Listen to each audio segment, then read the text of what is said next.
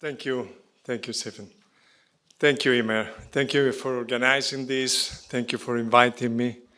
Thank you, Stephen, for involving me in the program.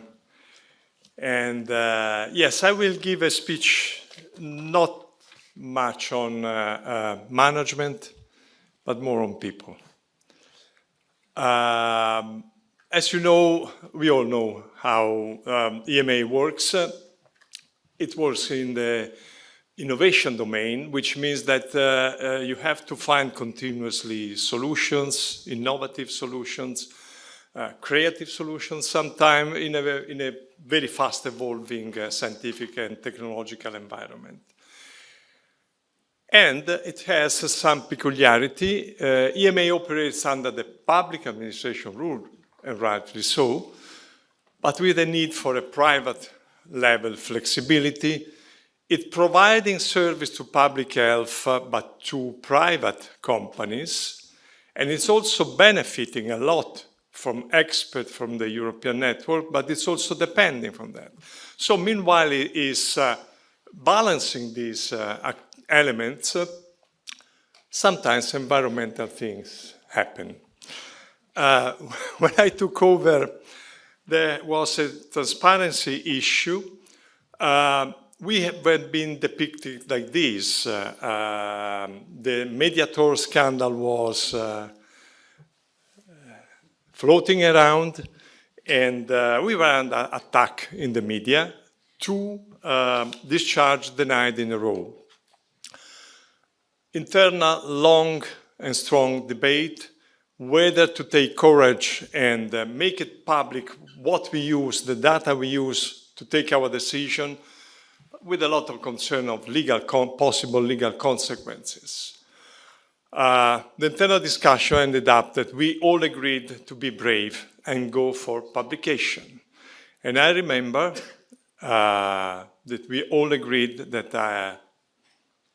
I was cast, and I pronounced the famous, I see someone who inspired me. It's not a question of if, it is a question of when. And the next year, we have been depicted a little better. Things improved a little bit. This became real 2014, January 2014, and we enjoyed to be the first regulators in the world to publish the data we use to take our decision. So, with this restored reputation, never denied a discharge so far anymore. Back to business as usual, addressing new paradigm shift, scientific discussion, implemented the pharmacovigilance, the PRAC was established. Patrick Lecourtois was retired, so we need to readjust the balance of the 2 kingdoms that were inside the agency. And we went to review and reconnect. And the first building relocation is to be continued this story. The first relocation, and but the 30th of November 2014, a judgment of the Civil Service Tribunal annulled my appointment based on a bizarre interpretation of the conflict of interest of the selection panel, not of the candidates. And it was a difficult time because the agency was also challenged about the validity of 3 years decision that I signed off. And we convened all together, extraordinary executive board meeting, management board meeting, general assembly. Reaction of people has been really, really exceptional. People was completely devoted to the agency task, putting aside any personal problem. I felt completely supported in my transitional role of strategic advisor to the acting executive director, Andreas Pott, who was simply loyal, fair, and efficient. At sometime, is a gentleman and paid me back. During the year of the selection procedure, the retirement law changed, and I enjoyed to have a full mandate eventually, which never would happen without that wrong judgment. Well, so after that, back again to business as usual. The international arena was taking the stage. ICH was high, ICTRA, establishment of ICMRA, increasing worldwide quality issues, perceived conflict of interest in hiring and recruiting new experts and new expertise, reorganization continuing. I had an attitude to reorganize.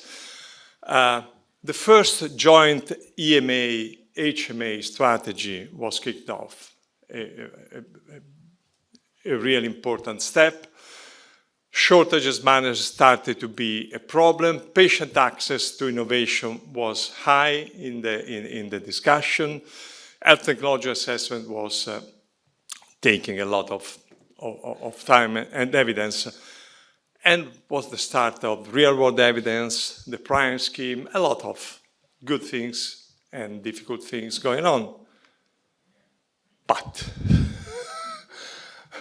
the 24th of June 2016, in few hours after the decision of Brexit has taken, an ad hoc General Assembly has been convened, as you can see from the participation.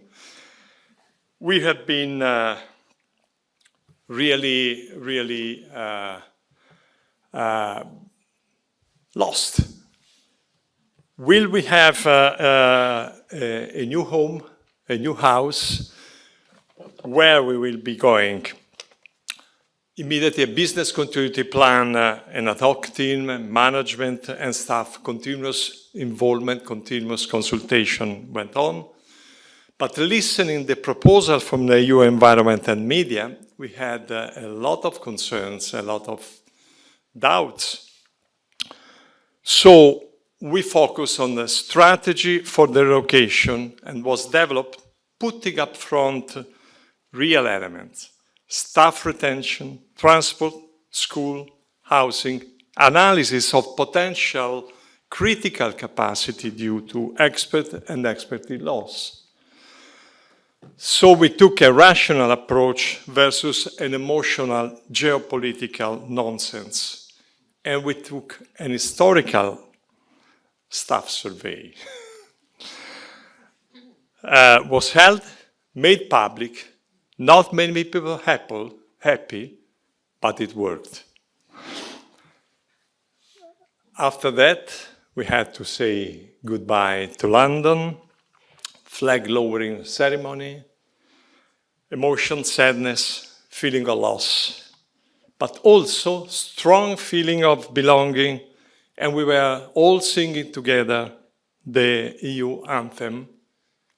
And 2017, Amsterdam was decided that the new home and house, the new host country for EMA. In March 2019, with a lot of enthusiasm, you can see, we were ready to start again. Relocation number 2. And relocation number 3 soon after, in January 2020. Welcome to EMAB, this building actually, with flags up again, with enthusiasm and commitment as usual. How was possible for EMA to survive and to be successful? Was resilience of people, was the sense of mission, of purpose, and was the social impact. We are aware, sorry to say we, but I feel still belong, the social impact that is very high in this agency. So seriously back at business. The future is bright, everything is known, long-term project, succession planning, a new executive director. Now we have Imer, but that was the time that I was going to complete my mandate, new staff hiring, new medicine generation to address European surveillance, veterinary, antimicrobial consumption to further support data were coming. But COVID pandemic, which means empty rooms, first management board and CHMP online, a lot of things going online. People involvement, again, everything was kind of known this time. And just a reflection before I go to conclusion, how it happened that overall EMA was resilient and performed all the time through this. Was the governance structure that helped us, so we always strive to find, to have an automatic governance giving us the perfect balance between processes and procedure versus flexibility, compliance versus delivery, control and monitoring versus delegation and trust, hierarchy versus leadership. We strive to have the perfect organization. I did, I tried, but I learned a very simple lesson at the end. A perfect orthodox structure with the wrong people attitude will fail. Meanwhile, an average designed governance, we need a governance, with committed people will perform beyond any expectation. So, what is the common element?